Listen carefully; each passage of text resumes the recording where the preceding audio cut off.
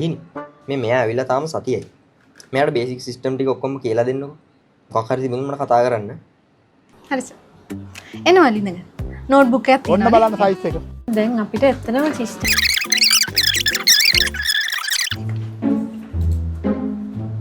කවුදානේ මේ? මේ තමයි අපේ අලුත් ඉන්ටර්න්. එයා මොකද මෙතන කරන්නේ? බොස් තමයි ඉතින් මෙතන දැම්මේ. ඔයා ඉතින් දන්නවනේ නේ කවුරු හරි මුලින් මාවම ට්‍රේන් කරන්නේ මන්නේ. ඔයාගේ ට්‍රේනින් එක ඉවරයි. ඔයාට දැන් පර්මනන්ට් ප්ලේස් එකක් එහෙම හම්බෙයි. අනේ මොකද්ද ලිහිනියක්කේ මට ඔයාගාව විතරයි ඉන්න ඕනේ. ඇයිවා මට යන්න කියන්නේ? කැමති නැද්ද? කැතයිද ඔයාට මාව? කැතයි යකෝ. මට බෑ යන්න. මෙයාට ඕනයි යන්න කියන්න. අයියෝ දැන් කාලේ හැදෙන පොඩියුම් කොහොම ජොබ් කරන්න හිතාගෙන ඉන්නවද මන්ද? මේක ඉස්කෝලයක් නෙමේ නංගි. මේක වර්කින් එන්වයරන්මන්ට් එකක්. අපි ඉතින් දැන් ලන්ච් එකේදී හම්බෙනවනේ අය. අනේ මට ඕනේ ලන්ච්. මම යනවා.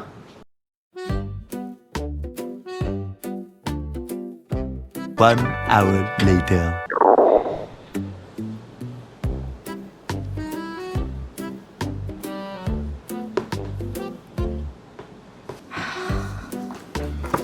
මම ලියන් කන්නේ.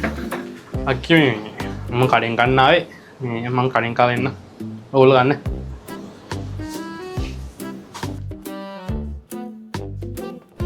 මං හිතුවේ මාත් එක්ක තරහ වෙලා ඇති කියලා. සුදානේ යන් කන්නේ. පොඩ්ඩයි නේ. හලෝ. ඔව් බොස්. ඕ. හරි. ඕකේ. මේ මට පොඩි වැඩ වගේක් ආවා. මම මේ ටීවී ඉවර වෙලාම කන්නම්. ඔයා කන්න. මොකක්ද අනේ ඔයා මාව දැන් ඉග්නෝ කරනවද? මං දැනගත්ත ඔයා අර අලුතෙන් ආව බෝයි හින්දා එයාව යාළුවෙක් කරගෙන දැන් මාව මගහරිනව නේද? මට තේරෙනවා. අයියෝ මේ බබෙක් වෙන්න එපානේ. හරි.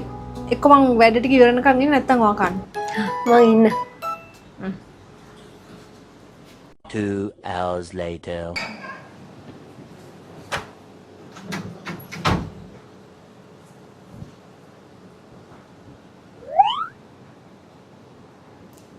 එහෙම වුණොත් නම් ට්‍රාන්ස්ෆර් එක හරියනවා. ලිහිනියක්කේ? මම හිතුවේ නෑ ඔයා මාව මගහැරියට ඔයාට ට්‍රාන්ස්ෆර් වෙලා යන්න තරම් මම වදයක් වෙයි කියලා. පිස්සුව දිගෙන එනවද නැත්පි? නික මේ බොස් ඉස්සරහම හැසිරෙන්නේ? බොස් ට්‍රාන්ස්ෆර් වෙලා යනවා. මං එතනට ප්‍රොමෝට් වෙනවා. අනික දැන් ඔයාට ඇයි මම මේ දේවල් කියන්නේ?